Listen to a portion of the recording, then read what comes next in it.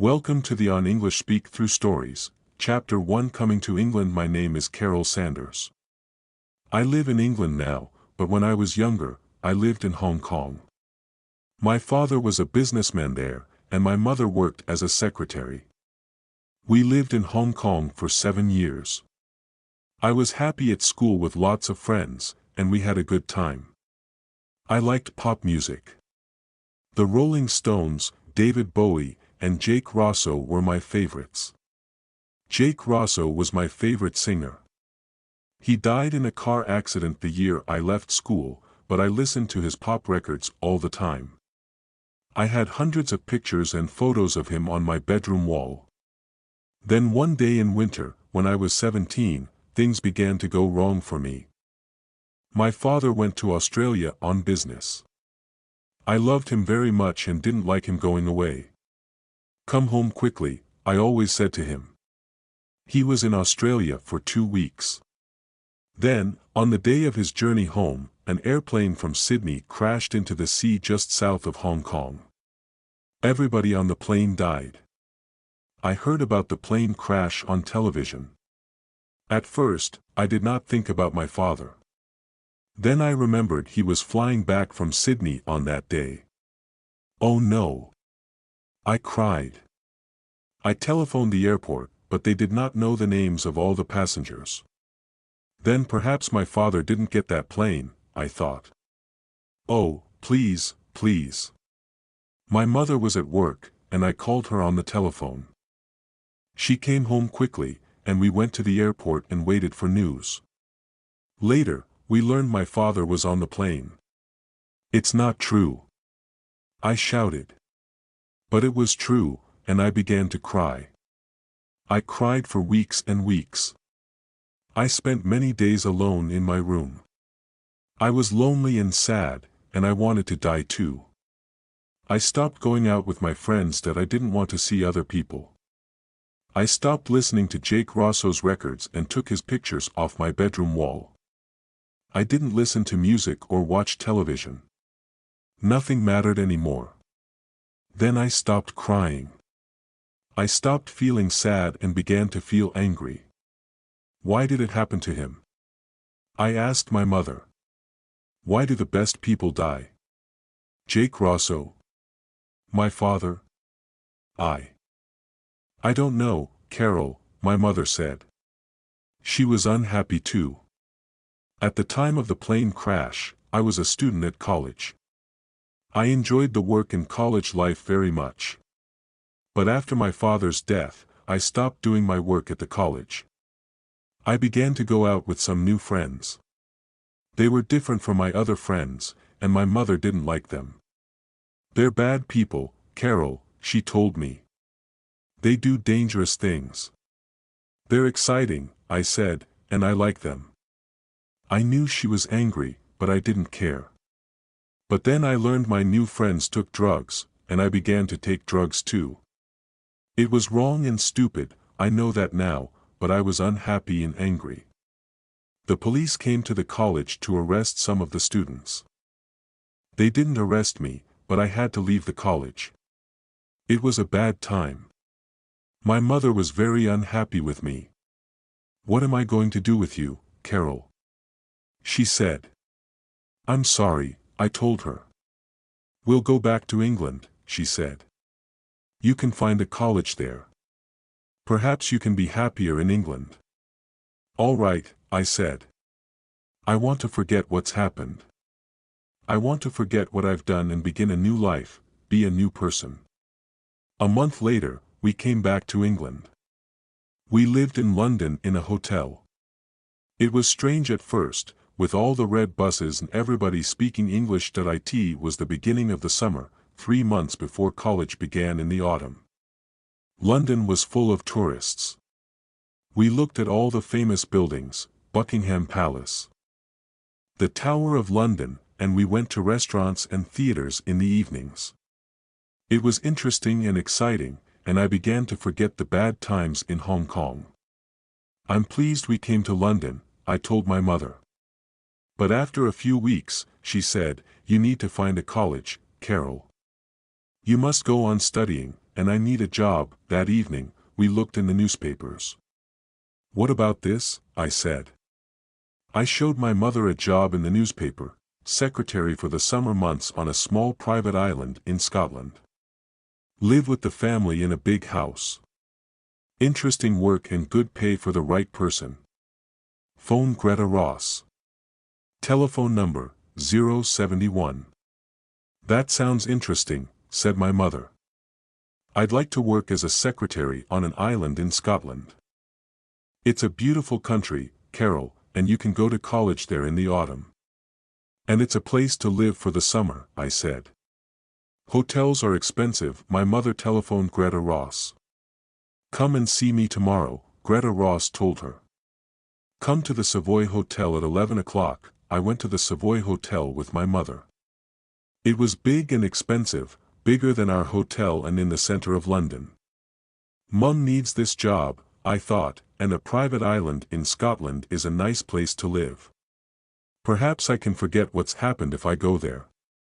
Room 22, said the woman at the hotel desk. Go on up.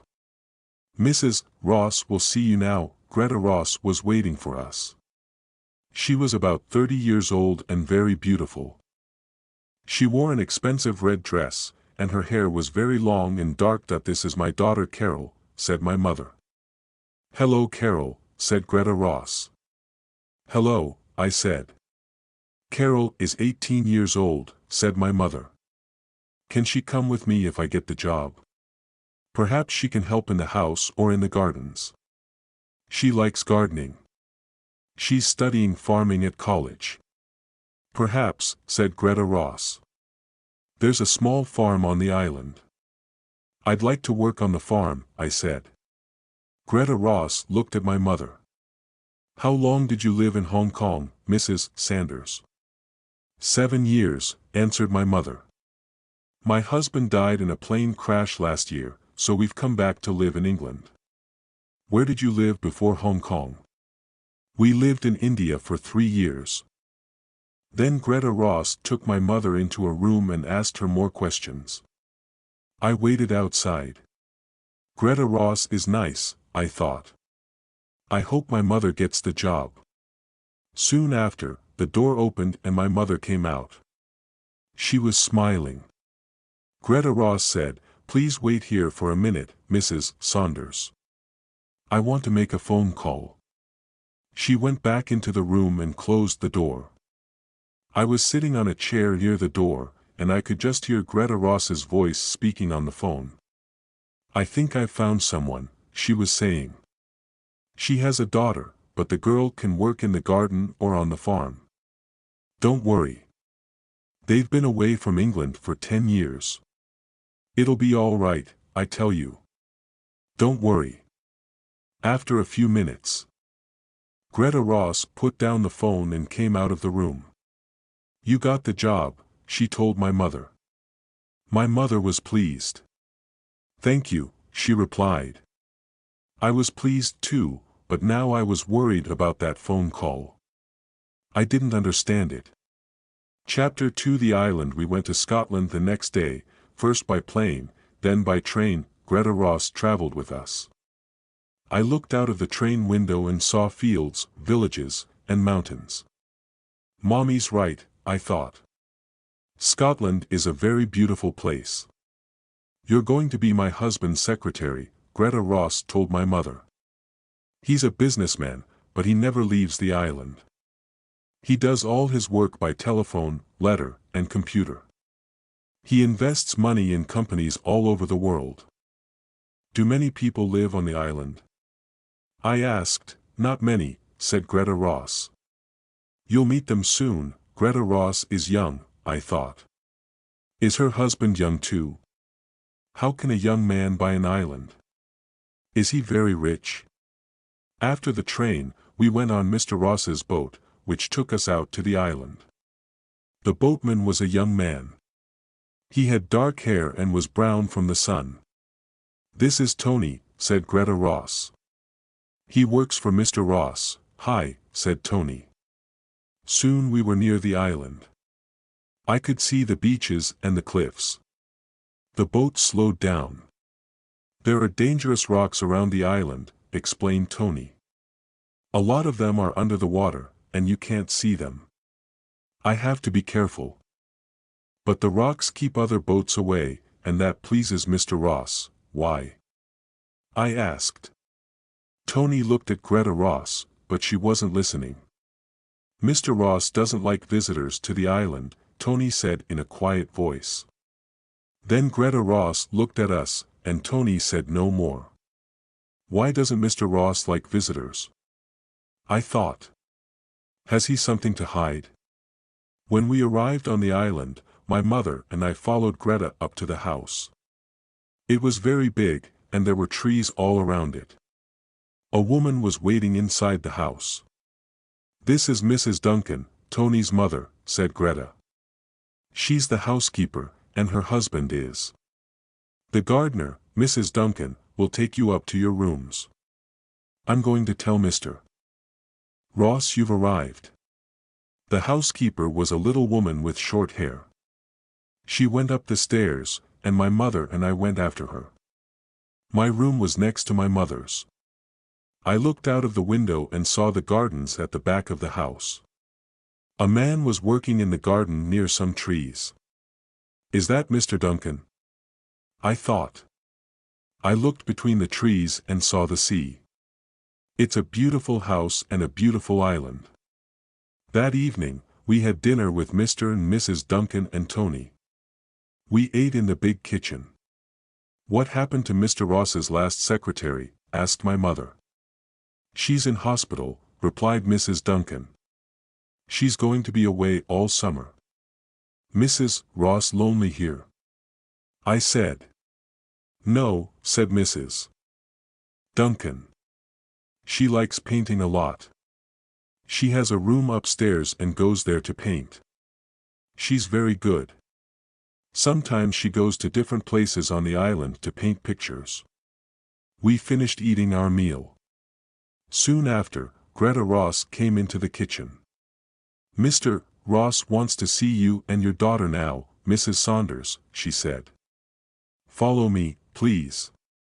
We followed her through the house and into a big room. This was Mr. Ross's office, and he was sitting behind a desk. I was surprised. He was a young man, about 30. He had a mustache, short dark hair, and he wore glasses. Mr. Ross was speaking into the telephone. Who does he look like? I thought. Is it Tony Duncan? Mr. Ross is talking to a business friend in New York, said Greta. Please sit down. While we waited, I looked around the office. There were 3 telephones, a computer, and lots of books and papers. There was another door, and I could see a smaller room. Next to the office, there was a smaller desk and another computer. In there, Mr. Ross finished speaking on the phone, then looked carefully at my mother and me for a few seconds. He didn't speak and just watched us. Then he said, I'm pleased to meet you, Mrs. Saunders. I need some help with my work. My secretary is in the hospital, and there's a lot of work to do. Sometimes you'll have to work late at night because of time differences in New York and Tokyo. Is that all right? Yes. That's all right, said my mother. Can you use a computer? Yes, good. He looked at me. Is this your daughter? Yes, this is Carol, said my mother. Hello, I said. Greta says you like gardening. There's a big garden here, so you can help Mr. Duncan. And there's a farm. Dan and Stella Parks live in the farmhouse and work on the farm. You can help them too. We have some animals, some sheep, a few cows, and chickens. And there's a horse called Smoke. He's gray, like his name. Can you ride? Yes, I said. I can ride a horse. You can ride Smoke around the island if you like. I'd like that, I said. Thank you, and we grow vegetables and fruit, he said. I work on the farm sometimes. I enjoy it, I smiled at him, but he didn't smile back. Carol will enjoy working on the farm, said my mother. Won't you? Carol, yes, I said. Mr. Ross looked sad, I thought. But how did he get all his money? And why does he hide away on an island? Chapter 3, The Photograph. I worked in the garden for the first 2 days. The weather was hot and sunny. I liked working with Mr. Duncan, and he was pleased with my work. "You're a good gardener," he said. "I've always liked gardening," I said, "but I'm studying at college to be a farmer." Sometimes I saw Greta Ross. She likes to be alone. I thought once or twice I saw Greta go out with her painting things. She went up on the hills or down to the beach. Mr. Duncan took me to the farm, and I met Dan and Stella Parks. They were very friendly. "You can work on the farm for the next 3 days," said Dan Parks. "Mr. Duncan says you're a good gardener. Are you a good farmer too?" I smiled at him. "I am," I said. He smiled back. So I worked on the farm with Mr. and Mrs. Parks. They were nice people. I helped with the cows and the chickens and went up on the hills with Mr. Parks and his dog to look at the sheep. One afternoon, I went out riding. Smoke was a big, lazy, friendly horse. I enjoyed riding, and Smoke knew his way around the island very well. I learned new places to go to. I rode along the cliff top and then in between some trees. When we came out of the trees, I saw the house from the other side. I tried to find the window of my room. Which one was it? Suddenly, I saw a face at one of the windows. The face was looking at me. It was there for just a second or two, then it moved away quickly. "Who's that?" I thought. Was it Mr. Ross? And which room was it? I didn't see my mother very much that first week. She worked all day, and in the evenings, she wrote letters to South America, Japan, Canada, and Australia. Sometimes she worked after I was in bed. "Mr. Ross works hard," she told me. "He invests money in many companies and countries. But it's not his money." "It's not." I was surprised by this. "No, it's his wife's money. And she bought the island. It's her island, her house, her farm. Everything belongs to her." How strange, but why does Mr. Ross always look sad, and why does he never leave the island? I asked. "I don't know," said my mother.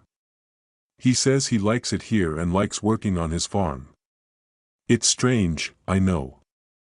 Sometimes, when I finished work, I walked along the beaches or the cliffs, or I went swimming in the sea. I liked swimming. Greta Ross often came to the beach to swim, but Mr. Ross never came. "Stay away from the rocks, Carol," Greta Ross told me.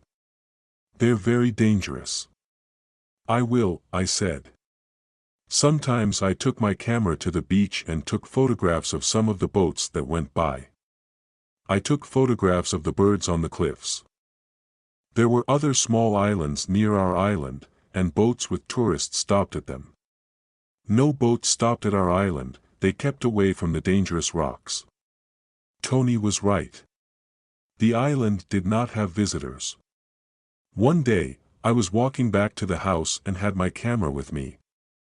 I stopped and looked at the big house. Mr. Duncan was working in the garden in front of it. At first, he didn't see me. I'm going to take a photograph of the house, I thought. The sun is in just the right place, and it will make a good picture. I looked at the building through my camera and took the photograph. Mr. Ross was coming out of the door. He was in my picture too, and he looked angry. That's all right, I thought. It's still a good photograph. But Mr. Duncan was running across the grass. He came quickly up to me and said, "Give me your camera." He looked very worried. "What's wrong?" I asked him, surprised. I gave him the camera. "Never take photographs of Mr. Ross," he said, and then he opened the back of my camera and took out the film. "Hey, what are you doing?" I said, "You'll spoil my film," but he didn't stop. "Sorry," he said, and he put the film into his pocket. But no pictures of Mr. Ross. He doesn't like people to take pictures of him. Mr. Ross was watching us. He saw the camera, and he saw Mr. Duncan take out the film, but he said nothing. Then he turned and went back into the house. Later, I told my mother about Mr. Duncan and the camera. "He spoiled my film," I said. "I don't understand," she said. "Why did he do that?" "I don't know," I said, "but there's something strange about Mr. Ross." About a week later, I finished work early one day and came back to the house. My mother was upstairs. I went to my room and began reading a book. I was sitting beside the window. After half an hour, I got tired of reading. I looked out at the rain and the gray sea and the rocks between the trees. My book isn't very interesting, I thought. I got up and went out of my room. I walked along the passage and turned a corner. Then I saw the door at the end of the passage. There was a large plant in a plant pot outside the door. Where does that door go? I thought. I haven't seen it before. I remembered the face at the window in my first week on the island. Perhaps it's the door to that room, I thought. I walked along to the door and turned the handle. The door didn't move. It was locked. "What are you doing?" said a voice behind me. I turned around quickly and saw Greta Ross. She looked angry. "That room is private," she said. "I'm sorry," I said. "Stay away from there," she told me. I told my mother about the locked door. "What's behind it?" I said. "Is it a secret?" "I don't know," said my mother, "it doesn't matter. Mr. Ross can have locked rooms if he wants them." "I think he does have secrets," I said. "There's something strange about him. There's something strange about this island. Somebody isn't telling us something important." My mother laughed. "Stop playing detective, Carol," she said. Chapter 4, The Locked Room. 2 days later, there was a storm in the middle of the night. I was hot, and I couldn't sleep. I got out of bed, went across to the window, and looked out at the night. Black clouds hurried across the sky, and the trees moved wildly in the wind. The rain made a loud noise on the window. I opened my window and put my head out into the wind and the rain. I looked at the other windows in the house. Most of them were dark, but one window had a light in it. Somebody isn't sleeping, I thought. Which room is that? There were 6 windows between my window and the room with the light, and there are 6 doors between my room and the locked door. I thought, that light is in the locked room. Somebody's in there. I put on my dressing gown and went out of my room. The house was dark, and at first, I couldn't see very well. I walked along the passage and turned the corner. There it was, the locked room, and there was a light under the door. I went nearer and heard noises. Somebody's moving about in the locked room, I thought. Who is it? Then the light went off, and the door opened. I was afraid to move. Somebody came out of the room and into the dark passage. Lightning suddenly lit up the house, and I saw who it was. It's Mr. Ross, I thought. What was he doing in that room in the middle of the night? I didn't move, and he didn't see me. He locked the door of the room carefully. He didn't put the key in his pocket but hid it in the plant pot next to the door. He's coming along here, I thought. I must get back to my room, and I ran back along the passage. Mr. Ross heard me. Who's that? He called. I didn't answer but ran into my room and closed the door. He came along the passage and stopped outside my door. Then he walked past and went on down the stairs. I took off my dressing gown and went back to bed. I was shaking because I was afraid. Now I know how to get into the locked room, I thought. But what's in there? There was no storm in the morning, but it was still raining. I got up early and worked on the farm. There were eggs from the chickens, and I put them in boxes. I helped to milk the cows and then took them out to the field. Later, I went back into the house for breakfast. "Did you sleep all right last night?" asked Mrs. Duncan. "Or did the storm wake you up?" "I slept all right," I said. I didn't want to tell her about the light in the locked room or about Mr. Ross. After breakfast, I went back upstairs. Mr. Ross was talking on the telephone in his office. My mother was working at her desk. I knew that Mrs. Duncan was in the kitchen and that Mr. Duncan was working in the garden. "Where's Mrs. Ross?" I thought. Then I looked out of the window and saw her with Tony Duncan. They were walking to the boat. "He's taking her out in the boat," I thought. "Perhaps she's going to Edinburgh." The boat moved away from the island, and I waited until it was out at sea. Then I opened the door of my room. There was nobody in the passage. And I ran along to the locked room. The key was still in the plant pot, and I took it out. My hand was shaking. Then I unlocked the door. Chapter 5: A Dead Man. I went into the room, and I was very surprised. The room was full of strange things: colored shirts and suits, 3 guitars, and there were posters and photographs on the wall. I looked at the posters. Jake Rosso's face looked down at me.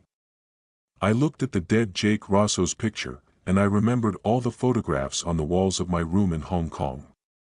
I could never forget that face, the face of my favorite singer. Then, while I looked at his face, something strange happened. I began to see another face in the posters, an older face and with a mustache, but the same face. I saw the face of Mr. Ross. "No," I said, "it's not true." But it was. I knew it was. "Mr. Ross is Jake Rosso." "No," said a voice behind me. I turned around and saw Mr. Ross. He was standing in the doorway. He looked afraid. "I don't believe you," I said. "You have to believe me." I looked at the posters. "Who is that if it's not you?" "It's Jake Rosso." "He was my brother." "That's not true," I shouted. "I don't believe you." "Listen, Jake Rosso was my favorite singer. I had hundreds of photos of him. I still have all his records. I loved him. Do you understand? Thousands of people loved him." "He's dead," Mr. Ross said quietly. "No," I shouted. "You're Jake Rosso. You look different now. Yes, you've got short hair, you've got a mustache now, and you wear glasses. But you're Jake Rosso. You were my favorite pop star." "So I know." Mr. Ross said nothing and watched my face. He doesn't know what to do, I thought. He knows I don't believe him, and he's afraid. Then he said, "It was you in the passage last night, wasn't it?" "Yes," I answered. He looked angry. "I was wrong to give your mother a job," he said. "I thought it was okay because you came from Hong Kong, and I needed help with my work. I needed a good secretary. Does your other secretary know who you are?" I asked. "Do the other people on the island know?" Mr. Ross didn't answer but walked across to the window. He was thinking. What's he going to do? I thought. Then he turned round. "Okay, you're right. I am Jake Rosso." I knew it. He looked worried and unhappy. "Can you keep a secret? A very important secret?" I thought for a minute, then I said, "Yes, I can keep a secret." Then he told me, "The other people on this island are my family." "Your family?" I said. "Yes, my real name is James Duncan. And Mr. and Mrs. Duncan are my father and mother. Tony is my younger brother, and his wife Lisa is my secretary. It's she who's in hospital. And Dan and Stella Parks? I asked. My mother's sister and her husband, he said. But what are you doing here on this island? I don't understand. I'll tell you, he said. He sat down on a chair and took a guitar in his hands, but he didn't play it. You were right. I was a famous pop star. I was very rich, and I had a beautiful wife. But things went wrong. How? I took drugs, he said. I drank a lot of alcohol. I got drunk and crashed cars. I did stupid, terrible things. I knew it was wrong, but I couldn't stop doing it. I was crazy for a time. I can understand that. I told him. I've taken drugs too. That he looked surprised. You have? Yes, I said. After my father died, I was very unhappy, and things went wrong for me too. But go on with your story, he went on. One night, I was driving my car. I was drunk, and I hit somebody. A young girl. She died. I killed her. Oh no. Yes, he said. She was 15 years old. I wanted to die too. The money didn't matter anymore. Nothing mattered anymore. What did you do after the accident? I asked. I drove on in the car. I didn't stop, and I didn't tell the police I had killed someone. I was afraid. He looked afraid now. He put the guitar down and went on with his story. So I made a plan. Jake Rosso had to die too. It was the best thing to do, and so I killed him. But you're still alive. My family know I'm alive, but no other people know. He looked at me. But now you know. How did you do it? I asked. I told my family about my plan, and I told Greta, my wife. At first, they didn't like it, but after a long time, they said okay. Then I faked the car crash. Faked it? Yes, he said. I put some of my things in the car, a guitar and some clothes. Then I pushed my car over a cliff and burned it. The police found the burned car and thought I was dead. Everybody thought I was killed in the car crash. But you faked the crash, I said. Yes. What did you do then? My family hid me away for months. I tried to change into a different person, shorter hair, a mustache, quiet suits. All my money went to Greta, and she changed her name to Ross. I told her to buy this island. Now I invest her money, the money that was mine, and now I'm James Ross. What about Jake Rosso? I asked. Jake Rosso took drugs, he said. Jake Rosso got drunk and crashed cars. He killed a young girl, so he had to die. I can never forget the girl. I think about her every day. And that's why you always look so sad, I thought. I looked around the room. Why do you keep a room like this? Why'd you keep the guitars, the posters, and the photographs? James Ross did not speak for a minute. Then he said, I need to remember my old life and what Jake Rosso was like. I'm never going to sing again, and I'm never going to take drugs. But I need this room to remember. I looked at the posters and the photographs, and I looked at his sad face. I'm not going to say anything. I won't tell my mother. I won't tell anybody. James Ross looked at me. I think you understand, he said. I do, I said. I've done bad things. I want to forget them too. I needed to get away, to hide too. That's why we came to England, to begin a new life. Yes, I understand. He took my hand, and we walked out of the room and closed the door. I never went into the room again, and I didn't tell anybody. My mother and I left the island at the end of the summer. Soon after, I went to college. My life is better now. I work on a farm in England, and my mother works in an office. My mother doesn't worry about me because I'm happier now. I haven't been back to the island, but I know there's a dead man living there.